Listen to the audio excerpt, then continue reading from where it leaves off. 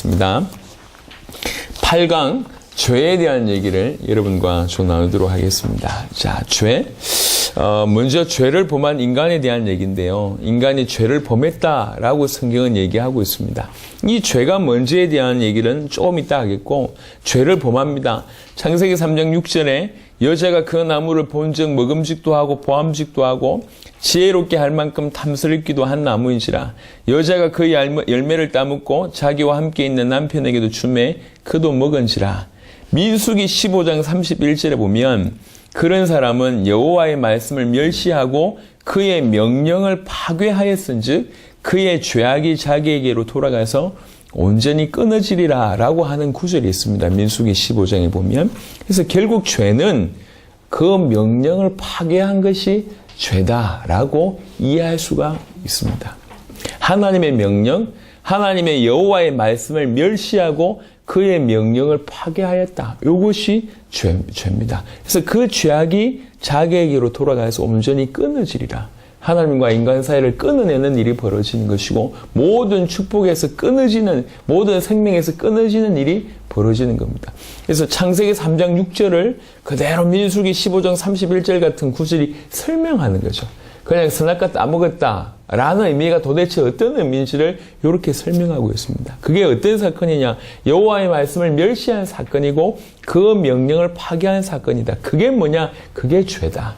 그 죄를 범한 것이다. 그래서 그 죄가 결국 자기에게로 돌아가서 온전히 끊어지는 일이 벌어지는 것이다 라고 얘기합니다. 이 죄는 야고보 1장 15절에 보니까 욕심이 잉태한 즉 죄를 낳고 죄가 장성한 즉 사망을 낳느니라 라고 얘기합니다. 이 죄는 욕심이 잉태해서 죄를 낳았다고 얘기하고 있고요. 그럼 죄가 장성한 즉 사망을 낳느니라 라고 죄에 대해서 야고보 1장 15절은 얘기하고 있습니다. 요한일서 3장 4절에는 죄를 짓는 자마다 불법을 행하나니 죄는 불법이라 라고 정의하고 있습니다. 죄가 불법이에요. 법을 어긴 걸 얘기하지 않습니까? 법을 어긴 거며 동시에 창세기 3장을 통해서 볼 수 있는 것은 법을 어긴 게 동시에 언약을 어긴 거다라고 이해할 수가 있거든요. 많은 사람들이 죄를 그냥 나쁜 짓이다라고만 생각하고 있습니다. 나쁜 짓이 중요한 것이 아니고 죄는 항상 하나님과의 관계에서 해석을 해야 돼요. 그래서 죄의 정의는 뭐냐면 하나님의 약속을 어긴, 하나님께 불순종한 요게 죄입니다. 그러니까 죄라는 정의를 내릴 때 하나님 없이 내리는 죄는 죄가 아닙니다. 어떤 의미에서.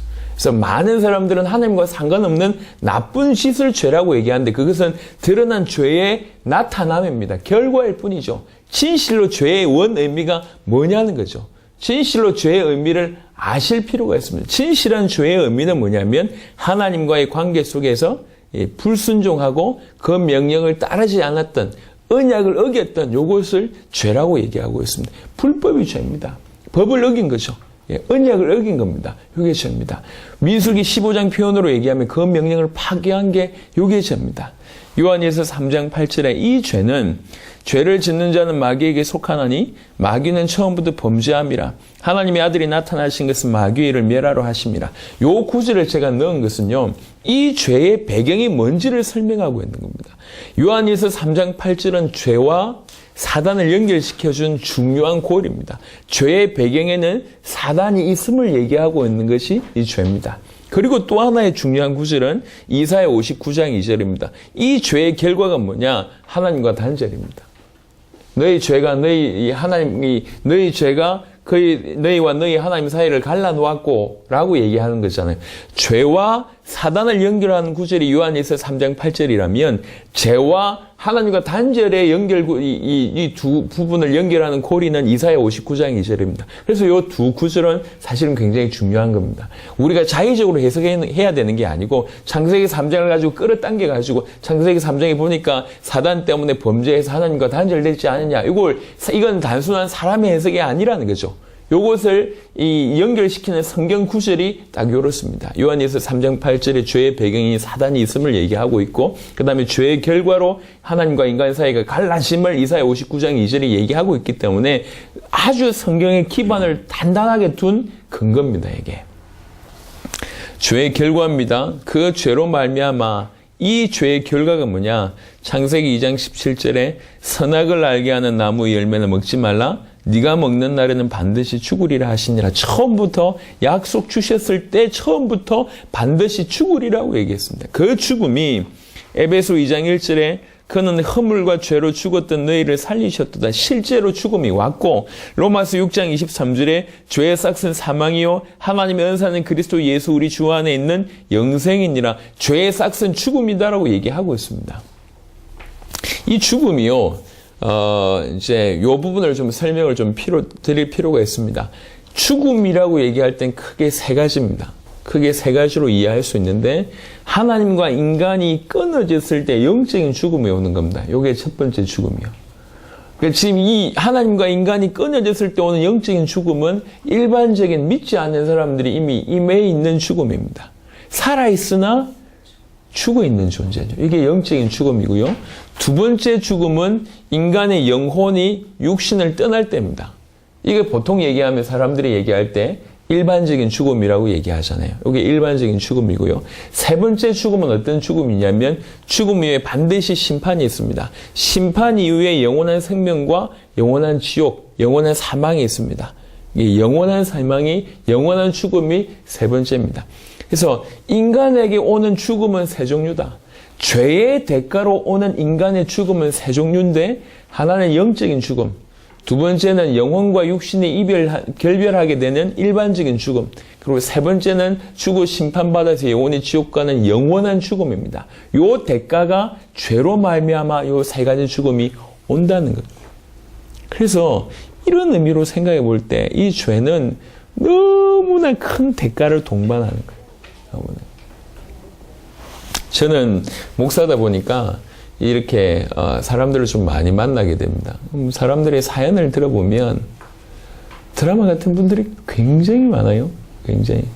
그 중에 어떤 아버님이 자기 친구분의 보증을 섰는데, 친구가 사업이 망하면서 그대로 그 보증 때문에 사인한 그것 때문에 차업 다 들어가지고 일시에 다 틀리고, 그리고 아버님 그것 때문에 화병 나가지고 일찍 돌아가시고, 또 어머니 병 나가지고 뭐 어떻게 되고, 이런 얘기들을 제가 들었습니다. 기가 막혀요. 뭐 한 거냐? 그냥 사인한 거예요. 사인했을 뿐인데 이걸 다 책임을 받는 거예요. 사인 한 번 했는데 이게 그 이후에 너무 많은 대가를 치르는 거예요. 그것도 수십 년의 대가를 치르는 경우들을 제가 봤습니다. 저희 막내 삼촌 되시는 분이 한참 벌써 한 30년 전 가까이에, 그때 마트라는 큰 대형 마트라는 개념이 없었을 때 큰 슈퍼를 했어요. 그대로 했으면 굉장히 잘 됐을 건데, 그 바로 밑에, 손 바로 밑에 동서가 이렇게 손을 댄 거예요, 돈에. 그래가지고 막 해가지고 다 해먹고 갔어요. 그 껍데기만 남은 거지, 열심히. 그때 부도 나고 이래가지고 그 잘 나가던 분이 그 이후로 30년 동안, 예, 지금도 택시 기사하고 계시거든요. 택시기사가 나쁘다는 건 아닌데 그럴 뿐이 아니거든요. 근데 제가 뭘 보냐면 그 대가가 너무 중하다, 이걸 보는 거예요. 얼마나 고생을 하셨는지 몰라요. 사인 하나 잘못한 이것 때문에 수십 년, 심지어는 그 다음 세대까지 너무 큰 고통을 받는 거예요. 대가가 너무 큰 거예요. 하물며 육신의 대가도 그렇습니다. 하지만 죄의 대가는 너무 큽니다. 죄의 대가는 사망이에요. 영원한 사망, 영적인 사망, 일반적인 죽음이, 이 죄가 죽음의 결과를 초래하는 겁니다. 이건 성경의 창세기 2장 17절의 말씀은 너무 사실은 두려운 말씀이고 엄청난 말씀입니다. 근데 이거를 소홀히 생각한 거죠. 만홀히 여기고, 하나님을 만홀히 여기고 경솔하게 여기고 그 말씀을 어기게 됩니다. 그래서 죄라는 것이 얼마나 심각한지를 알아야 됩니다. 약속을 어긴다는 것, 하나님의 말씀에 불순종한다는 것이 얼마나 큰 대가를 동반하는 큰 죄인 줄을 알아야 됩니다. 그 죄의 결과로 로마서 3장 23절에 모든 사람이 죄를 범하였음에, 예전에는 로마서 3장 23절을 항상 어떤 각도로 봤냐면 모든 사람 죄인이야, 요 각도로 봤다고요. 근데 요 각도보다 더 중요한 게 뭐냐면 모든 사람이 죄를 범하였음에 하나님의 영광이 이르지 못한다라고 얘기합니다. 하나님의 영광이 이르지 못한다는 얘기는 하나님께 가까이 갈 수가 없다는 얘기예요. 하나님께 이를 수 없다. 하나님께 다다를 수 없다. 결코 하나님께로 갈 수 없다는 얘기를 하는 겁니다. 모든 사람. 이게 죄의 대가입니다. 그 죄는 절대로 하나님께 이룰 수 없는 일을, 그런 결과를 만듭니다. 절대로 하나님 영광에 다다를 수가 없어요. 이 죄의 결과가 죽음이고, 죽음도 기가 막힌데 절대로 하나님의 영광에 이룰 수 없는 그런 대가를 동반합니다. 이사야 59장 2절에 오직 너희 죄악이 너희와 너희 하나님 사이를 갈라놓았고 너희 죄가 그 얼굴을 가리워서 너희에게서 듣지 않으시게 하면에, 이 죄가 하나님과 인간의 사이를 갈라놓습니다. 너무 중요한 얘기입니다. 어제도 제가 우리 한 분하고 이제 좀 대화하면서 이 얘기를 좀 했는데요. 사실은 육신적인 죄보다 더 큰 건 뭐냐면 이 죄로 말미암아 하나님과 인간의 사이를 내는 것이 큰 겁니다. 사실은 육신적인 죄는 아무것도 아닐 수가 있어요. 근데 예를 들면 부모 자식이 아무것도 아닌 것 때문에 한번 싸웠어요.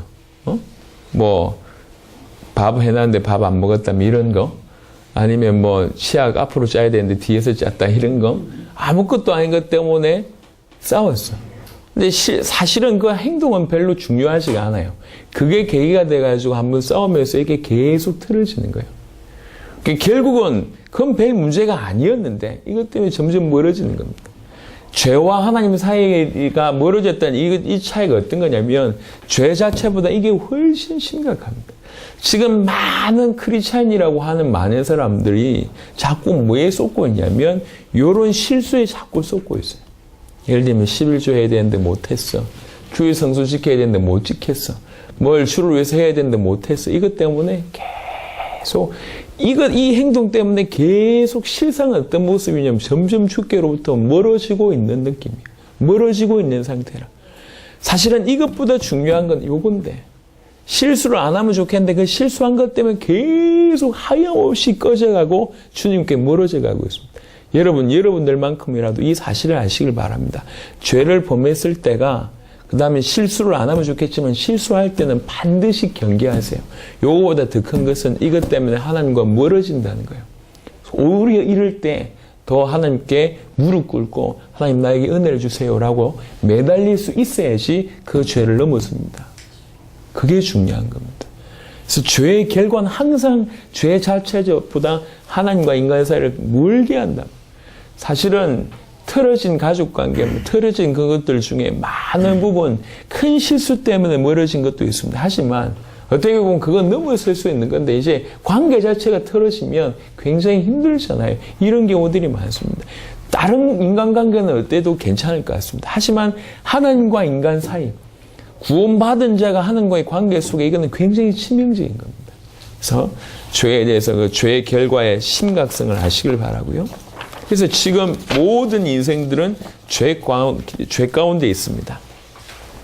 죄 가운데 있는 인생에 대한 구절이 몇 구절이 있습니다. 창세기 6장 5절에 여호와께서 사람의 죄악이 세상에 가득함과 그의 마음으로 생각한 모든 계획이 항상 악할 뿐임을 보시고, 성경이 정의하고 있는 겁니다. 세상에 죄악이 가득하다. 그리고 그의 마음으로 생각한 모든 계획이 항상 악하다고 얘기하고 있습니다. 그리고 시편 38편 4절에 보니까 시편 기자가 하는 고백입니다. 내 죄악이 내 머리에 넘쳐서 무거운 짐 같으니 내가 감당할 수 없나이다. 네. 내 죄악이 내 머리에 넘쳐서 무거운 짐 같으니 내가 감당할 수 없나이다. 이 사람들은 오히려 정말로 양심적인 사람입니다. 예, 성철 스님 같은 분이 그래도 양심적인 사람이잖아요. 죽을 때 고백을 했는데 이분은 표현하기를 뭐라고 표현했냐. 내 죄가 수미산을 넘는다 이렇게 표현했어요. 수미산은 상징적인 에베레트 산의 한 10배 정도의 높이를 얘기합니다. 내 죄가 어느 정도 많냐면 물이 차고 차서 그 산을 넘는 것처럼 내 죄가 그렇게 크다라고 고백을 했습니다. 이게 비슷한 얘기잖아요. 내 죄악이 내 머리에 넘쳐서 무거운 짐 같다. 내가 감당할 수 없다. 이 시편 40편 12절에 수많은 재앙이 나를 둘러싸고 나의 죄악이 나를 덮침으로, 딴 사람의 죄악이 아니라 나의 죄악이 나를 덮침으로 우러러 볼 수도 없으며 죄가 나의 머리털보다 많으므로 내가 낙심하였음이니이다. 이렇게 여기 고백합니다. 실상 이 사람들은 양심적으로 봤기 때문에 이 고백을 하는 것이고 모든 인생 가운데 이 죄가 덮어버렸어요. 다 죄 가운데 있습니다. 시편 51편 3절에 보니까 물은 나는 내 죄가를 아오니 내 죄가 항상 내 앞에 있나이다. 항상 내 앞에 죄가 있다. 항상 죄 가운데 산다. 항상 죄와 동행한다. 이렇게 고백하는 겁니다. 시편 51편 5절에 내가 죄악 중에 출생하였으며 어머니가 죄 중에 나를 잉태하였나이다. 죄 중에 잉태되었고 죄악 중에 내가 출생했다. 이사야 64장 6절에 보니까 무릇 우리는 다 부정한 자 같아서 우리의 의는 다 더러운 옷 같으며 우리는 다 잎사귀같이 시들므로 우리의 죄악이 바람같이 우리를 몰아가나이다. 예. 우리가 착한 짓 해봐야 그게 다 더러운 옷 같다. 더러운 옷 같을 뿐만 아니라 우리의 죄악이 바람같이 우리를 몰고 간다. 몰아가나이다. 실제로 그렇거든요. 죄 가운데 막 인생이 몰려가잖아요. 이게 떠돌아다니잖아요. 모든 사람이 지금 이 죄 가운데 있습니다.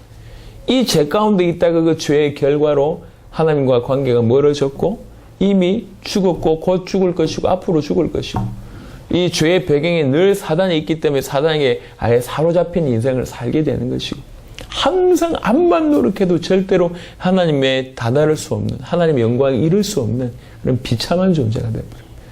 죄가 내 머리에 넘치고 무거운 짐 같고 이 죄를 해결할 수 있는 길이 인간에게 없습니다.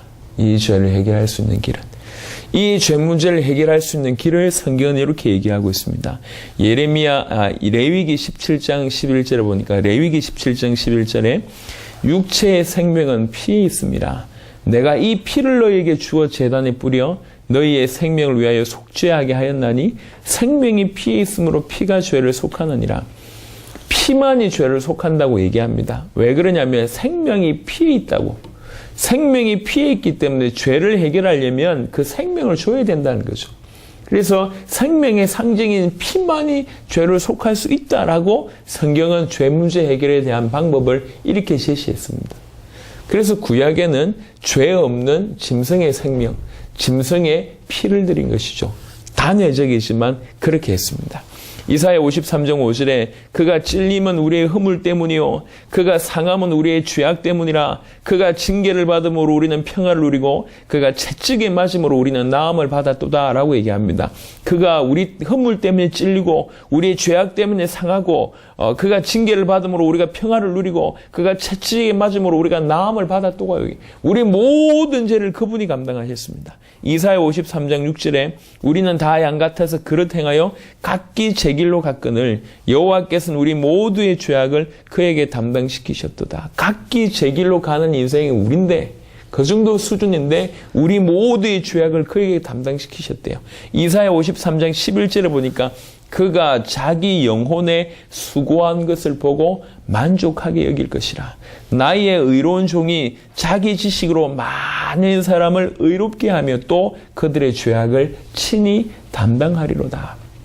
메시아가 오실 것이다. 그 메시아가 너희들을 대신해서 찔림을 당할 것이고 너희들을 대신해서 상함을 당할 것이고 징계를 받을 것이고 채찍에 맞을 것이다. 그리고 여호와께서는 그에게 너희 모든 죄악을 담당하게 하실 것이다. 나의 의로운 종이 자기 지식으로 많은 사람을 의롭게 하고 그들의 죄악을 친히 담당하게 될 것이다. 자기 피로서 모든 육체의 죄 문제를 해결할 메시아가 오실 것이다. 그게 성경에 예언한 겁니다. 누가 그 일을 이루셨냔 말이죠. 죄 문제를 해결하신 예수님 그분이 그리스도입니다. 마태복음 1장 21절에 아들을 낳으리니 이름을 예수로 하라. 이는 그가 자기 백성을 그들의 죄에서 구원할 자이심이라 하니라. 원래 이 태어날 때 그 이름에 아예 이 이름을 지었습니다. 예수라는 이름의 뜻이 뭐냐면 자기 백성을 그들의 죄에서 구원할 자. 이게 예수라는 단어의 뜻입니다. 성경에 몇 가지 뜻이 있는데요. 예수라는 단어, 예수가 그리스도라고 얘기할 때에 예수는 이름이고 그리스도는 직분입니다. 하지만 각각 단어의 뜻이 있잖아요. 제 이름은 조성욱이고 제 직분은 목사입니다. 목사의 뜻이 있고 조성욱이라는 뜻이 있잖아요. 저는 제 이름이 싫었어요. 성욱. 별로 뭐 욱도 들어가고 뭐 별로였는데, 근데 이게 이 이름의 뜻이 뭐냐면, 놀라시지 마시라. 이 이름의 뜻이 성스럽게 빛난다. 할렐루야. 이게 제 이름의 뜻이에요. 성스러울 성자, 빛날 욱자입니다. 항상 제 이름 별로 마음에 안 들었는데 의미가 보니까 이게 맞는 것 같아요. 제 이름의 뜻은 요 뜻이고요. 목사라는 뜻이 또 있잖아요. 목회하는 목회하는 어떤 그런 분의 의미를 얘기하는 거잖아요. 목사가. 마찬가지로 예수라는 이름의 뜻도 있고 그리스도라는 직분의 뜻도 있습니다. 그리스도라는 직분의 뜻은 기름 부음 받은 자라는 뜻이고, 예수라는 이름의 뜻은 자기 백성을 그들의 죄에서 구원할 자라는 뜻입니다. 원래 이 뜻이 있단 말이에요. 이 이름에 이 뜻이 있다는 것이 사실은 모든 것을 예표하고 있는 겁니다. 자기 백성을 그들의 죄에서 구원할 자이심이라. 요한복음 1장 29절에 보니까 이튿날 요한이 예수께서 자기에게 나오심을 보고 이르되 보라, 세상 죄를 지고 가는 하나님의 어린 양이로다. 메시아가 그가 오시면 우리 죄를 위해서 채찍에 맞을 것이고 찔림을 당할 것이고 상함을 당할 것이고 징계를 받을 것이고 우리 모든 죄악을 감당하실 것인데 뭐라고 얘기하고 있냐면 저분이 세상 죄를 지고 가는 어린 양이다. 그 메시아가 오실 것인데 저분이 메시아다. 이렇게 표현하고 있는 겁니다.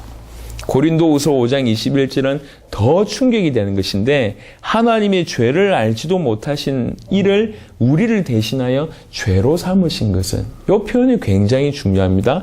죄로 삼으신 것은, 죄로 삼으셨다고 얘기합니다. 죄를 알지도 못한 이를 우리를 대신하여 죄인으로 만드셨다고 표현하지 않고 죄로 삼으셨대요. 죄 자체가 되게 하셨다는 거예요. 죄 덩어리가 되게 하셨다. 이렇게 표현할 수 있습니다. 죄 자체가 되게 하셨다. 왜 그러냐? 우리로 하여금 그 안에서 하나님의 의가 되게 하려 하심이라. 완전히 죄 덩어리, 죄 자체가 되게 하셔서 우리를 위해서 십자가에 못 박혀 죽게 하신 거예요. 죄가 끝난 사건을 예표하는 겁니다. 그 죄 자체가 되신 그분이 그리스도다. 누구시냐? 예수다. 마태복음 26장 28절에 이것은 죄 사함을 얻게 하려고 많은 사람을 위하여 흘리는 바 나의 피 곧 언약의 피니라. 예수님은 알고 계셨어요. 그래서 성찬식을 하시면서 이 피가 뭐냐? 언약의 피다. 무슨 말이냐? 많은 사람을 위하여 이 피를 흘려야 되는 것이다. 알고 계셨어요. 누가 이 피를 흘리셨습니까? 예수님이 십자가상에서 이 피를 흘리신, 그래서 그리스도의 일을 완벽하게 감당하신 그분만이 그리스도가 되는 것입니다. 죄에 대한 얘기를 좀 했습니다. 죄는 워낙 우리가 많은 말을 하고 있고 많이 알고 있다고 생각했지만 사실은 죄는 훨씬 심각합니다. 죄는 육신적으로 단순히 나쁜 짓을 의미하는 것이 아닙니다. 죄의 정의는 반드시 하나님과의 연결해서 죄의 정의가 필요합니다. 그런 의미에서 죄의 정의는 뭐냐면 하나님의 말씀을 불신앙한 것이고 하나님의 약속을 어긴 것이 그게 죄입니다. 불순종한 그것이 죄입니다. 그 죄의 대가, 그 죄의 결과로 여러 많은 나쁜 현상들이 일어나는 것이죠. 이 죄의 결과는 뭐냐면 죽음입니다. 성경의 정의입니다. 죽음이요. 영적인 죽음, 육신의 죽음, 영원한 죽음이 그 죄의 대가로 옵니다. 그리고 이 죄로 말미암아 하나님과 인간 사이를 멀어지게 만들고, 이 죄의 배경에는 반드시 죄가 있습니다. 여기 사단이 있습니다. 모든 사람이 죄인이라 절대로 하나님께 이르를 수가 없는 그런 상태예요. 모든 사람이 지금 죄 가운데 있습니다. 내 머리에 넘친다고 얘기하고 있고, 내가 죄악 중에 출생했다고 얘기하고 있고, 죄가 항상 내 앞에 있다고 얘기합니다. 벗어날 수가 없어요. 이 인간 스스로는 절대로 자기의 죄 문제를 해결할 수가 없어요. 죄 문제 해결하는 유일한 길이 있는데 누가 나를 위해서 대신 죽어주면 그 죄 문제는 해결됩니다. 생명을 드려야지 내 죄가 해결돼요. 이 생명을 드릴 수 있는 조건이 뭐냐? 죄 없는 자의 생명이라야 된다는 거죠. 우리에게는 그런 길이 없습니다. 내가 남을 위해서 대신 죽어도 내 죄나 그의 죄가 해결되지 않아요. 왜 그러냐? 내가 죄인이고 그도 죄인이기 때문에. 그래서 처음부터 약속하셨습니다. 이 죄, 당신의 죄 없는 자로 와서 당신의 우리의 모든 죄를 위해서 대신 죽어줄 그런 존재, 그 메시아가 올 것이다. 그 메시아가 와서 너희를 위해서 대신 찔림받고 상함을 받고 징계를 받고 채찍에 맞을 것이다. 여호와께서는 우리 모든 죄악을 그에게 담당시키신다. 너무 우리에게는 축복이기도 하지만 너무 저주를 받는 거잖아요. 우리 모든 죄악을 아예 그분에게 덤탱이 씌우는 거니까. 성경은 뭐라고 얘기했냐? 죄를 알지도 못한 그를 죄 자체가 되게 하셨다. 죄 자체가 되게 하셔서 우리 모든 죄악을 담당하게 하셨다는 거죠. 누가 그 일을 감당하셨냐? 처음부터 그 이름으로 오신 자기 백성을 자기 죄에서 구원할 자라는 뜻의 이름으로 오신 그 예수님이 십자가와 부활로 이 죄의 문제를 감당하셨다는 거죠. 그래서 예수님이 우리 인생의 모든 죄의 문제를 해결하신 그리스도입니다. 죄와 더불어 이 죄를 통해서 또 예수가 그리스도라고 하는 복음을 증언하는 귀중한 시간이었습니다. 여러분에게 눈 열리는 귀중한 은혜 있기를 그리스도 예수 이름으로 축원합니다. 아멘.